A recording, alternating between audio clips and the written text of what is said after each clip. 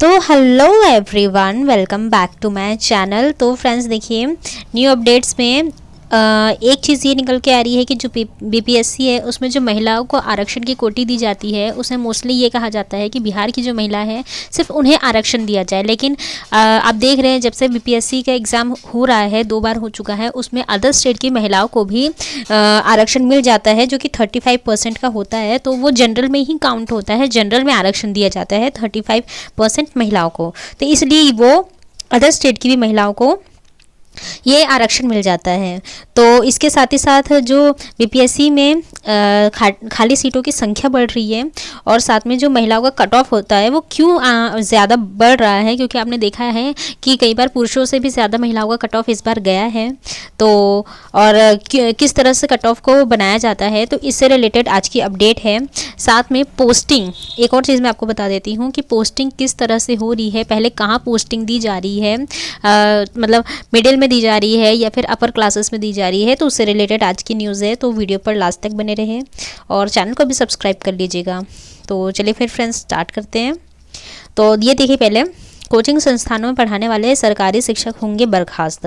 गलत सूचना देने पर संबंधित प्रधानाध्यापकों पर भी कार्रवाई की जाएगी। देखिए, राज्य में कोचिंग संस्थानों में पढ़ाने से सरकारी शिक्षक बाज नहीं आए तो वे नौकरी से हटाए जा सकते हैं। ऐसे शिक्षकों पर राज्य सरकार शिकंजा कसने जा रही है और कोचिंग में पढ़ाने वाले शिक्षकों के बारे में गलत सूचना देने वाले प्रधानाध्यापकों और अधिकारियों पर भी सख्त कार्रवाई होगी। आपको पता है कि वैसे भी जब से बीपीएससी के एग्जाम्स हो रहे हैं सख्ती से सारी कार्रवाई की जा रही है और इन्हें जेल भी जाना पड़ सकता है। तो शिक्षा विभाग के अपर मुख्य सचिव के पाठक के द्वारा के निर्देश पर कोचिंग में पढ़ाने वाले सरकारी शिक्षकों को चिन्हित करके उनके बारे में पूरा ब्यौरा सभी जिलों से मांगा गया है और यह जानकारी 10 जनवरी तक उपलब्ध कराने की बात की गई है। शिक्षा विभाग के निर्देश के मुताबिक सभी जिलों में कोचिंग संस्थानों में पढ़ाने वाले शिक्षकों की जानकारी देने के लिए जिला अधिकारी को कहा गया है। इसी मामले में सभी जिला शिक्षा अधिकारियों और जिला प्रखंड पदाधिकारियों और विद्यालय निरीक्षकों को निर्देश दिया गया है। हर हाल में पदस्थापित शिक्षकों की उपस्थिति विद्यालय में सुनिश्चित कराए और कोचिंग संस्थानों को यह शपथ पत्र देना है कि उनके यहाँ कोई भी सरकारी शिक्षक नहीं पढ़ा रहे हैं। सभी राजकीय और राजकीयकृत प्रोजेक्ट अल्पसंख्यक माध्यमिक उच्च माध्यमिक विद्यालयों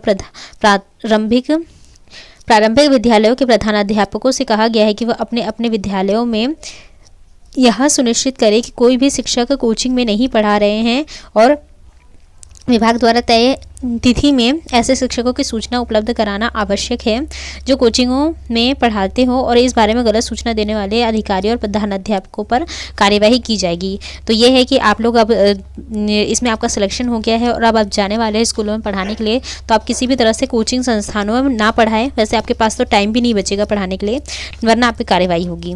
नेक्स्ट न्यूज़ देखिए, ये 36 आरक्षण से पुरुषों के ऊपर भी चला जा रहा है आरक्षित महिलाओं का कट ऑफ। अतुल प्रसाद जी, मैंने आपको कल बताया था इनका जो इन्होंने ट्विटर हैंडल पे अपना ट्वीट किया था। तो इसमें देखिए, मैं आपको एक बार अच्छे से समझा देती हूँ। बीपीएससी अध्यक्ष अतुल प्रसाद ने रविवार को एक्स पर लिखा कि 36 आरक्षण द्वारा सीटों को भरने के क्रम में कई बार महिलाओं के लिए आरक्षित सीटों का कट ऑफ बहुत नीचे या ऊपर करना पड़ता है। इसी के कारण कई बार किसी श्रेणी के पुरुषों की तुलना में उस श्रेणी की महिलाओं का कट ऑफ ऊपर भी चला जाता है।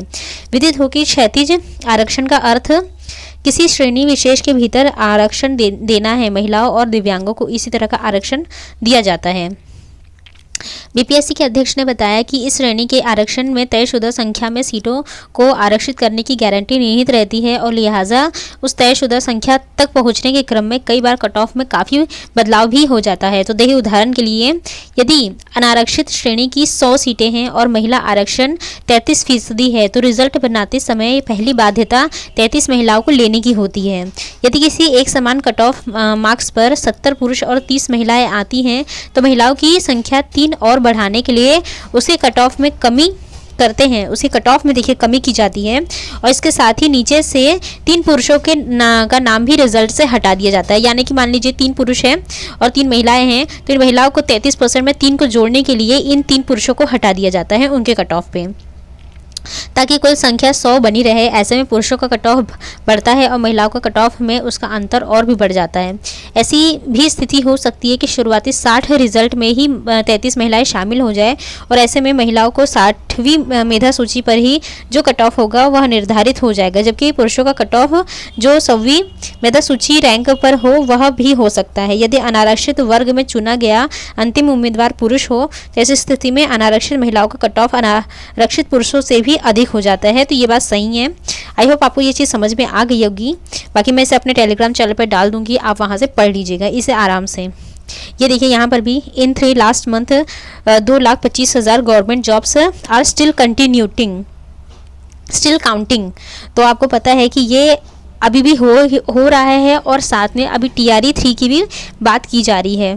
तो वैसे भी बिहार में तो नौकरी की बहार है। खैर नेक्स्ट न्यूज़ देखिए।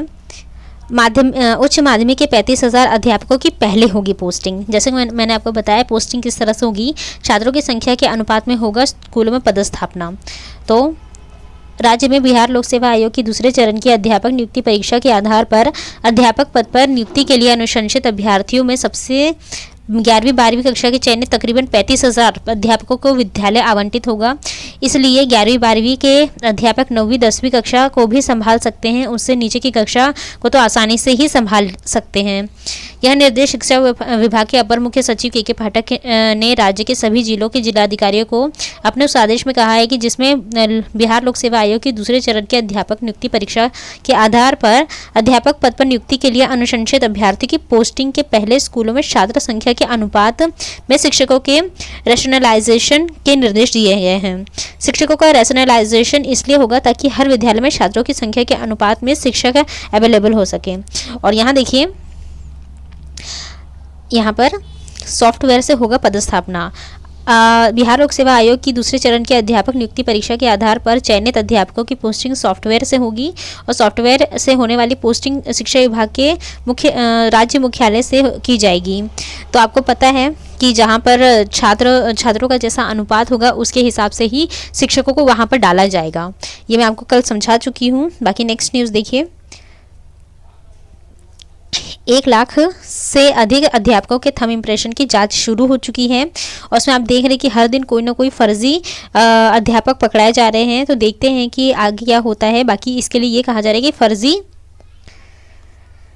रहा है कि फर्जी पाए जाने वाले अध्यापकों की गहन छानबीन कर उन पर प्राथमिकी दर्ज की जाएगी और साथ ही उनकी गिरफ्तारी भी सुनिश्चित की जाएगी। अध्यापकों के थंब इम्प्रेशन की जाँच हो रही है। और आपको एक चीज़ बता दूँ मैं, जैसे जैसे ये लोग पकड़ा रहे हैं उसी के साथ ही पीआरटी में सीटों की संख्या बढ़ते जा रही है, जो कि TRE 3 के लिए और सीटों की संख्याएं बढ़ती जा रही है। तो देखते हैं। और अभी सेकेंड भर्ती से भी बहुत सारे लोग छांटे जाएंगे। तब तक जब तक इसका आवेदन शुरू होगा तब तक काफ़ी सारी सीटें हो जाएंगी। खैर ये देखिए, शिक्षक नियुक्ति वितरण समारोह का लाइव प्रसारण देखेंगे शिक्षक। सभी लोग लाइव देखा जाएगा। आपको पता है कि पिछली बार भी यही चीज़ हुई थी और अभी भी होगी। और यहाँ एक चीज़ देख लीजिए, ये जो कि बहुत ही इंपॉर्टेंट है आप लोगों के लिए जानना, क्योंकि पाठक की तारीफ भी की फिर भी बीपीएससी शिक्षक ने छोड़ दी नौकरी। विभाग पर लगाए प्रताड़ना के आरोप और बोला आवेदन देख डीईओ हंसे। देखिए ये क्या बात है यहाँ पर। देखिए, बीपीएससी से शिक्षक बनने उत्तर प्रदेश कानपुर निवासी अनूप तिवारी ने शिक्षा विभाग पर शारीरिक व मानसिक प्रताड़ना का आरोप लगाया है और उसके बाद इस्तीफा दे दिया। पहले उन्होंने व्हाट्सएप के माध्यम से स्कूलों की प्रधानाध्यापक को त्यागपत्र भेजा। उसके बाद उसकी हार्ड कॉपी किसी शिक्षक के माध्यम से कार्यालय भिजवा दी थी और ये बात बहुत ही सर्कुलेट हो रही थी कि व्हाट्सएप पे लोग अपना त्यागपत्र दे रहे हैं। तो ये उसी की बात है। और अनूप पीरपैंती प्रखंड स्थित प्राथमिक विद्यालय शामपुर लिलखुटिया में कार्यरत थे।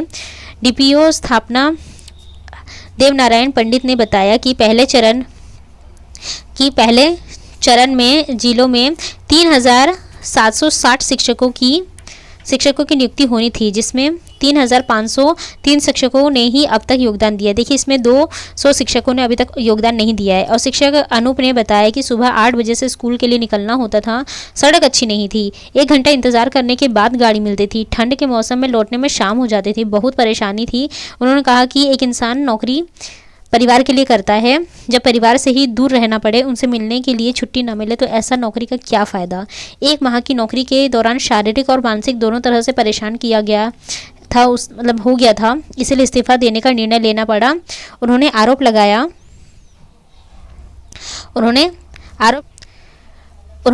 लगाया कि डीईओ भी उनके आवेदन पर हंस रहे थे और अनूप ने इसमें कोई शक नहीं है कि जो भी मतलब के पाठक सर है वो शिक्षा की व्यवस्था को बेहतरीन बनाने के लिए प्रयासरत है। लेकिन अगर शिक्षक ही खुश नहीं रहेंगे तो ऐसी व्यवस्था का क्या फ़ायदा, जब वो ना ही खुश रह पाएंगे और ना ही ठीक से पढ़ा पाएंगे। जब इंसान खुश रहता है तो ही कोई भी चीज़ वो अच्छे से सामने वालों को भी दे पाता है। जब वो खुद खुश नहीं रहेगा तो ऐसी नौकरी का क्या फ़ायदा। ये सोच के उन्होंने अपना त्यागपत्र दे दिया और उसमें देखिए डीईओ हंस रहे हैं। खैर, अब एक चीज़ तो आपको समझ में आ गई है कि यहाँ पर लोग नौकरी के लिए परेशान है। जो सप्लीमेंट्री रिजल्ट आया है उसमें सोच रहे हैं कि हमारा कैसे भी सिलेक्शन हो जाए, भले ही उनको कहीं पे भी फेंक दे। तो फ्रेंड्स, यही थी आज की अपडेट। बाकी मिलते हैं मेरे नेक्स्ट वीडियो में। Till then stay happy, stay healthy, bye.